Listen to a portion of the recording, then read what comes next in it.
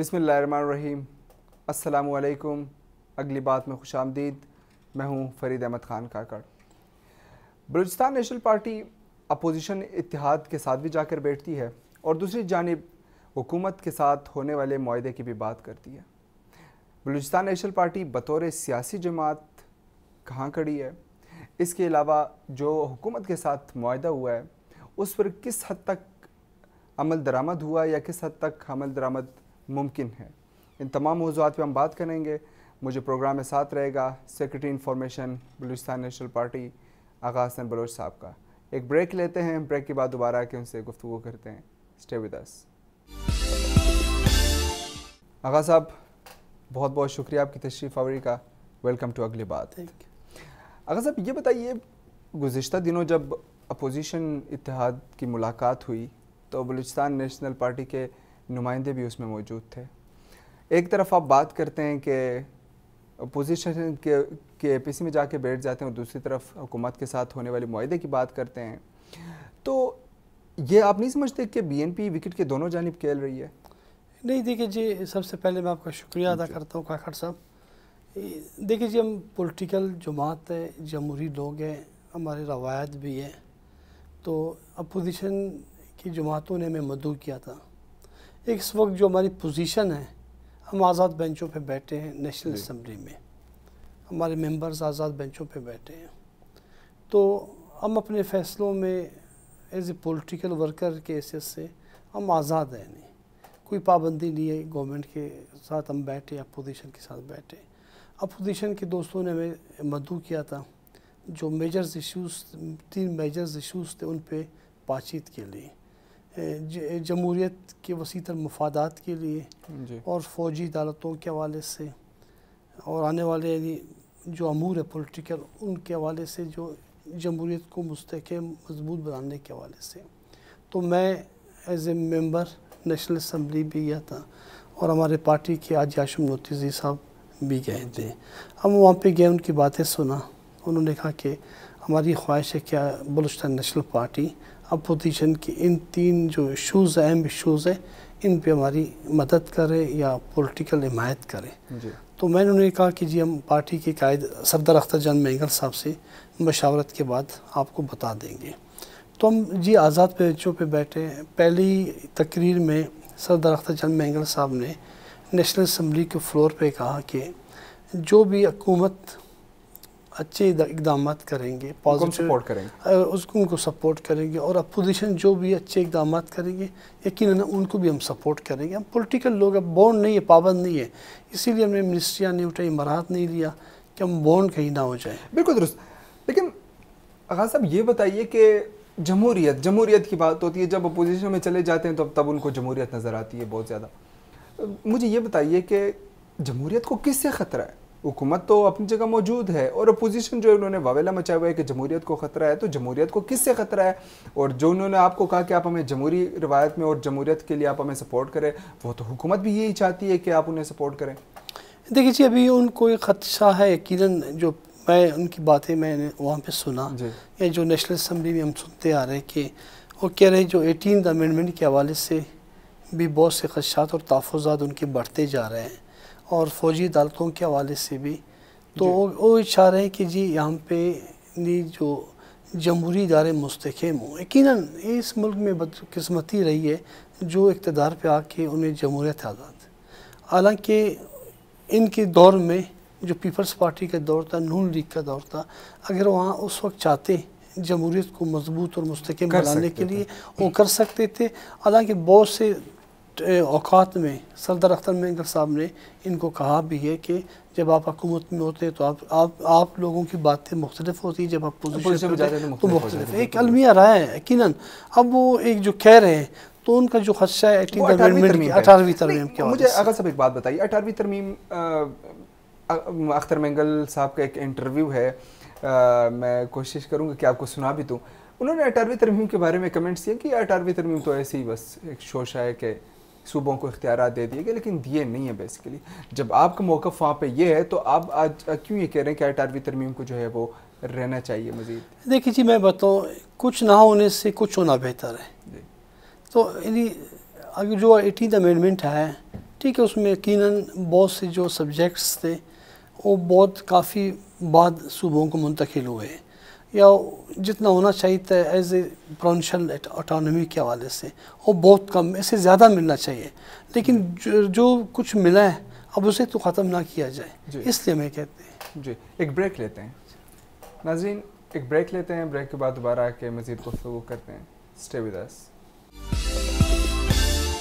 اگر صاحب یہ بتائیے کہ حکومت کے ساتھ آپ کا ایک معاہدہ ہوا، پہلے 6 نکات اور پھر 9 نکات ایک معاہدہ ہوا ہے، معاہدے پہ کتنی پیش رفت ہوئی ہے یا ہوتی ہوئی نظر آ رہی ہے؟ دیکھیں ابھی تک تو جو 6 نکات کے حوالے سے جب پرائم منسٹر کو پارٹی نے ووٹ دیا اور اسپیکر ڈپٹی اسپیکر، جو 6 نکات کے حوالے سے جو پولیٹیکل نکات ہیں ہمارے ان پر، اور اس کے بعد جب پریزیڈنشل الیکشن ہوا ہم نے پریزیڈنٹ آف پاکستان کو ووٹ دیا جی سینٹ میں، نیشنل اسمبلی میں، پروونشل اسمبلی میں، تو اس میں 9 نکات تھے جو ڈیولپمنٹ کے حوالے سے، جو سوشو اکنامیکل پرابلم ہے بلوچستان کے ڈیولپمنٹ کے حوالے سے ہم نے 9 نکات ان کے سامنے رکھے.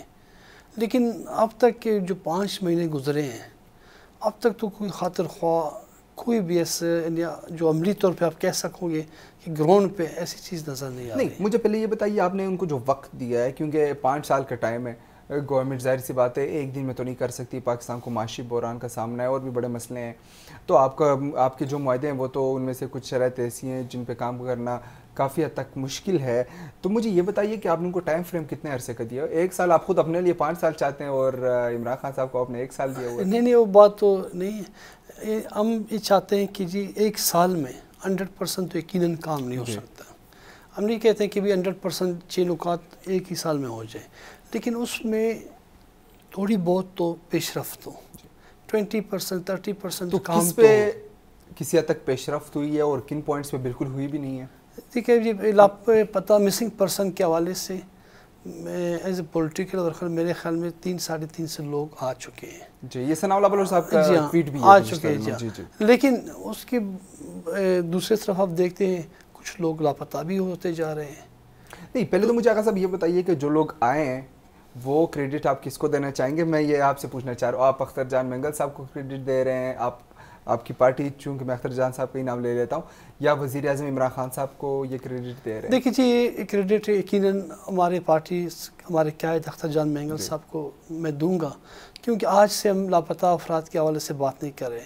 سپریم کورٹ آف پاکستان میں 2012 میں ہم گئے تھے، اس کے بعد جو لانگ مارچ تھا مسنگ پرسن کے حوالے سے، واحد بلوچستان کا لیڈر اختر جان مینگل صاحب ہی تھے جو خزدار میں لانگ مارچ کا جو لوگ آ رہے تھے، شرکا آ رہے تھے ماما قدیر کی شکل میں، تو انہوں نے ان کے استقبال کیا، انہوں نے اپنے علاقے سے ان کو گزارا اور مکمل فلی ان کو سپورٹ، اخلاقی سیاسی اخلاقی سپورٹ بھی کیا.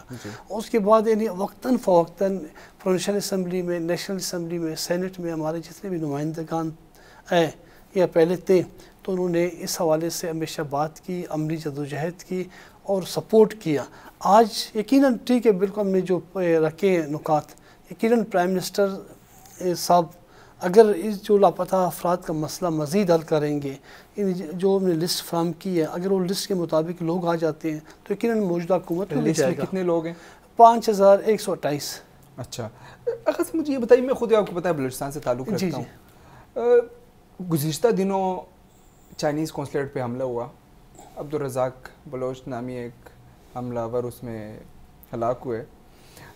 یہ میں آپ کو کمنٹس دے رہا ہوں، یہ سابق جو وزیر داخلہ تھے کھوسہ صاحب بلوچستان کے، کہ یہ ان کے بھائیوں کو پھر گرفتار کیا گیا. انہوں نے کہا کہ یہ جو ان کا نام بھی لاپتہ افراد کی لسٹ میں تھا، اور کچھ لوگ ایسے واقعی بھی ہیں کہ جن کا نام فیملی والے، یا ویسے فیملی والوں کو کیا پتا کہ وہ کہاں چلا گیا ہے، وہ تو یہی سمجھتے ہیں کہ ایک مائنڈ سیٹ بنا کے دے دیا گیا ہے کہ جو بھی بندہ گھر سے لاپتہ ہو اس کو فوج یا جو ادارے ہیں، سیکورٹی ادارے، وہ لے کے گئے ہوتے ہیں، لیکن وہ لوگ جا کے افغانستان میں اور انڈیا میں ٹریننگز کر رہے ہوتے ہیں. نہیں دیکھیے جی، وہ جو عبدالرازق کا مسئلہ تھا، یعنی عبدالرازق تو لاکھوں کے، یعنی آپ بلکہ کروڑوں میں ایسے نام موجود ہے پاکستان میں جن کا نام عبدالرازق ہے، لیکن جو عبدالرازق کے بارے میں بات کر رہے تھے وہ ان کا تعلق یعنی جو مارا گیا ان کا تعلق خاران سے تھا. جو مسنگ پرسن کی لسٹ میں عبدالرازق ہے ان کا تعلق مستونگ سے ہے. ان کے والد ہیں ان کے نام ڈفرینس ہے، مختلف نام ہیں. جی بات مکمل کیجیے. تو بات ہم تو سمجھتے جو بیشتر یعنی اکثر لوگ ہم تو یہ کہتے ہیں کہ جی مسنگ پرسن میں کوئی بھی شخص کسی بھی کرائم میں ملوث ہے تو ان کو ٹرائل کیا جائے، ان کو لا کے بازیاب کروا کے عدالتوں میں پیش کر ٹرائل کیا جائے تاکہ لوگوں کے سامنے بھی آ جائے بھائی کون سے کرمنل لوگ ہیں، کون سے بے گناہ لوگ ہیں، کون سے معصوم لوگ ہیں. اس میں مزید بات کرتے ہیں آغا صاحب، ایک بریک لیتے ہیں، بریک کے بعد دوبارہ اس میں مزید گفتگو کرتے ہیں. Stay with us. Welcome back ناظرین. آغا صاحب بات چل رہی تھی لاپتہ افراد کی. 5128 آپ مجھے بتا رہے ہیں، لیکن اس میں ایسے بھی کچھ لوگ ہوں گے جو مختلف اینٹی اسٹیٹ ایکٹیویٹیز میں ملوث ہوں گے. ان کو تو سزا آپ چونکہ پاکستان کو مانتے ہیں، آپ پاکستان کے آئین کو مانتے ہیں، کچھ لوگ ایسے بھی ہیں جو اسٹیٹ سے ٹکرانے کی کوشش میں، تو ان میں سے ایسے لوگ بھی بہت سارے ہوں گے.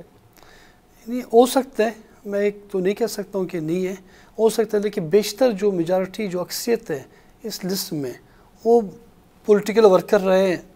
ان کے لوائقین نے ہم سے رابطہ بھی کیا ہے اور اس حوالے سے پریشان بھی ہے. اس ہائی کورٹ بھی گئے ہیں، سپریم کورٹ بھی گئے ہیں، جو جتنے بھی جسٹس فراہم کرنے والے ادارے کمیشنز بھی گئے ہیں کہ اپنے لوگوں کو بازیاب کرانے کے حوالے سے.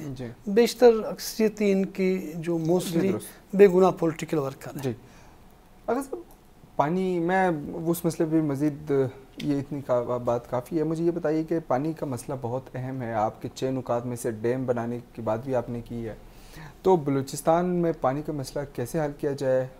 حل کیسے ممکن ہے؟ عمران خان صاحب چونکہ پہلے سے دیامیر بادشاہ اور اس کے لیے بھی فنڈنگ کر رہے ہیں، تو یہ اس مسئلے کو کیسے حل کیا جائے اور اس مسئلے پہ ذرا بات کریں. بالکل جی، آپ صحیح کہہ رہے ہو. جو پانی کا مسئلہ ابھی شدت اختیار کرتا جا رہا ہے بلوچستان میں. ایک تو خشک سالی کی وجہ سے پانی کے جو لیول مزید نیچے جا چکا ہے. یقیناً اس حوالے سے فوری نوعیت کی ڈیمز بنانے چاہیے، چھوٹے ڈیمز ہوں، بڑے ڈیمز ہوں، پورے بلوچستان میں بنانے چاہیے. اس حوالے سے عملی اقدامات کی ضرورت ہے. ادروائز لوگ یعنی اتنا پانی کی شارٹیج ہو جائے گی کہ وہ مائیگریشن پر مجبور ہو جائیں گے. بالکل درست. آپ مجھے پروگرام سے پہلے بتا رہے تھے کہ یہ 2 ڈیم بن رہے ہیں، برج عزیز خان اور ایک اور ڈیم بن رہا ہے. یہ کہاں بن رہے ہیں؟ جی بالکل، منگی ڈیم ہے، ایک برج عزیز خان ڈیم ہے، ایک زیارت کے قریب بند ہے اور ایک پشین کے قریب بند ہے. اور یہ میرے خیال سے ایشین ڈیولپمنٹ بینک جی تقریباً جی انہوں نے جو فنڈز دیے ہیں اس پانی سے متعلق جو کرائسس. اور جو آپ نے بات کی ڈیمز بنانے کی، یہ بلوچ بیلٹ میں بنانے کی بات کی ہے یا کسی بھی بلوچستان میں؟ ہم تو دیکھیں جی، ہم لوگوں نے جو باتیں بھی کی ہیں ایز اے پولیٹیکل ورکر، ہمارے سامنے بلوچستان، پورا بلوچستان، بالکل ٹھیک ہے، چاہے بلوچ علاقے ہو، ہمارے پشتون بھائیوں کے علاقے ہو، ہم ایک ساتھ جدوجہد کر رہے ہیں سب کے ڈیولپمنٹ کے لیے، سب کے مسائل کو حل کرنے کے لیے، سب کے لیے آواز بلند کرنے کے لیے. اب جو گزشتہ دنوں موٹر ویز کے حوالے سے جو ایشوز تھے، ہم نے یہ کہا کہ بھی بلوچ علاقوں میں بھی بنے، پشتون علاقوں میں بھی بنے، تاکہ جو ایکسیڈنٹس ہو رہے جو قیمتی بہت زیادہ عالمی افسوسناک واقعات، اس حوالے سے ہمارے سامنے کوئی بھی امتیاز نہیں کرتے. پورے بلوچستان ہے. بالکل درست. مجھے یہ بتائیے اگر صاحب، یہ افغان مہاجرین کے انخلاء کا مسئلہ آپ کے پاس پوائنٹس میں موجود ہے، لیکن مجھے ایک بات بتائیے، یہ پوری دنیا میں ایک اصول ہے کہ جو جس بچے کی پیدائش جس ملک میں ہوتی ہے وہ وہاں کا شہری قرار دیا جاتا ہے، ماں سوائے چند ممالک کے. امریکہ دیکھ لیں، بہت سارے ممالک ہیں. تو جو افغان مہاجرین 79 میں یہاں آئے ہیں، چلیں ٹھیک ہے ان کو تو بھیج دیا جائے، مگر ان کے بچے یہاں پہ پیدا ہوئے ہیں، اب وہ بڑے ہو چکے ہیں، ان کی شادیاں یہاں ہو چکی ہے، تو ان کا بھیجنا کیسے ممکن؟ اور مجھے یہ بتائیں کیونکہ ایک انٹرنیشنل پریشر بھی ہے پاکستان کے اوپر، ایک یونائٹڈ نیشن کا، اتنی جلدی کیسے ممکن ہے؟ آپ نے 1 سال کے لیے 6 معاہدے دیے اور 6 معاہدے پہ جو ہے وہ بات کی جائے تو یہ افغان دیکھیے، میں افغان مہاجرین کے حوالے سے میں سمجھتا ہوں افغان مہاجرین نہ صرف بلوچوں کے لیے بلکہ ہم سے زیادہ جو مقامی پشتون ہیں، جو مقامی پشتون ٹرائب ہیں جو اس بیلٹ میں رہ رہے ہیں، وہ زیادہ متاثر ہوں گے. بلوچستانی، پورا بلوچستانی قوم زیادہ متاثر ہوگا. اس میں تمام جتنے بھی ہمارے اقوام ہیں آتے ہیں، تمام متاثر ہوں گے. ہم نہیں کہتے کہ جی آپ بس ایک دم 1 سیکنڈوں میں نے ایک قلم جنبش آپ ان کو نکال دیں. ہم کہتے ہیں جی جو افغان ریفیوجیز ان کو کیمپوں تک محدود کیا جائے، کیمپوں کے بعد ان کی باعزت طریقے سے، افغان ہمارے بھائی ہیں، باعزت طریقے سے، اور جو یہاں پیدا ہوئے ان کی کیا؟ ابھی میں بتاؤں، ابھی یہاں پہ جو سسٹم تو ایسا نہیں ہے کاکڑ صاحب، سسٹم ایسا ہے کہ اگر آپ یورپ کا مثال دیتے ہو، امریکہ کے، یورپ کا مثال آپ دیتے ہو، وہاں پہ تو ایک سسٹم ہے، اگر جو بچے کا برتھ ہوتا ہے اس کے بعد جا کے کارپوریشن میں، میٹروپولیٹن میں ان کی لسٹیں بنتی، رجسٹر کر کے ان کی لسٹیں بنتی ہیں، تفصیل کے ساتھ ان کی لسٹیں بنا کے وہ دے دیتے، سسٹم موجود ہے۔ یہاں پہ سسٹم موجود نہیں ہے۔ اگر آپ کہیں تو آپ یقین جانیں کل جتنی بھی افغانستان کی آبادی آپ کہیں گے جی میں کوئٹہ میں پیدا ہوں۔ بالکل درست، بالکل درست۔ تو اس حوالے سے ایک خدشات ہے۔ میں پروڈیوسر صاحب ذرا اسکرین پہ ڈال دیں، اس میں یہ اختر مینگل صاحب اور انوار الحق کاکڑ صاحب، قدوس بنجو صاحب مل کے سارے کھڑے ہیں، اور ایک سوشل میڈیا پہ ایک بات چل رہی ہے کہ بلوچستان میں قدوس بنجو صاحب اور بی این پی کے ساتھ مل کے حکومت کے خلاف عدم اعتماد کی بات کر رہے ہیں، تو اس پہ ذرا مجھے کمنٹس دیں، کیا ایسا ممکن ہے؟ میں بتاؤں جی، ہماری دیکھو بلوچ پشتون روایت ہے، ٹھیک ہے، یعنی یہاں تک کہ جتنی بھی پارٹیاں ہیں، چاہے پشتونخوا ملی عوامی پارٹی ہے، خان صاحب، عثمان کاکڑ صاحب، یا با پارٹی کے سینیٹر انوار اللہ کاکڑ صاحب، جو کوئی بھی ہو، چاہے جمعیت علماء اسلام سے تعلق رکھتا ہو، جب ان سے ملتے ہیں، ہماری روایت ہے، بلوچ پشتونوں کی روایت ہے، ہم احترام کی نگاہ سے دیکھتے ہیں اپنے لیڈران کو، اپنے اکابرین کو، وہ ہماری قابل قدر ہے۔ جس طرح ہمارے پارٹی کے عائد صدر عطا اللہ خان مینگل صاحب اختر جان ہے، اسی طریقے سے مشر محمود خان صاحب ہو گئے، جمعیت علماء اسلام کی فضل الرحمان صاحب ہو گئے، یہ دوسرے بلوچ پشتون جتنے بھی واسع صاحب تمام ہمارے لیے قابل احترام ہے، ہماری روایت ہے۔ یقیناً ایئرپورٹ پہ انہوں نے اگر پکچرز بنائے ہیں تو یہ تو ہماری روایتوں میں شامل، ہم ایک دوسرے کا احترام کرتے ہیں۔ یقیناً جو پولیٹیکل جماعتیں ہوتی ہیں ہم جمہوریت کے وسیع تر مفاد کے لیے یا لوگوں کو زیادہ خدمت کرنے کے لیے اگر ایسا کوئی تبدیلی آ جاتا ہے بلوچستان میں، اس میں کوئی کمات کی بات نہیں ہے۔ آغا صاحب بہت بہت شکریہ آپ کی تشریف آوری کا، ہم آپ کے انتہائی مشکور ہے کہ آپ نے اپنی مصروفیات میں سے وقت نکالا، بہت شکریہ۔ ناظرین، بلا شبہ اس میں کوئی شک نہیں کہ سیاسی اختلافات اپنی جگہ، لیکن عزت اور احترام کا جو سلسلہ ہے وہ جاری رہنا چاہیے۔ آج کے لیے اتنا ہی، انشاءاللہ آپ سے ملاقات ہوگی نیکسٹ پروگرام ہے، تب تک کے لیے اجازت دیجیے، اللہ حافظ و ناصر۔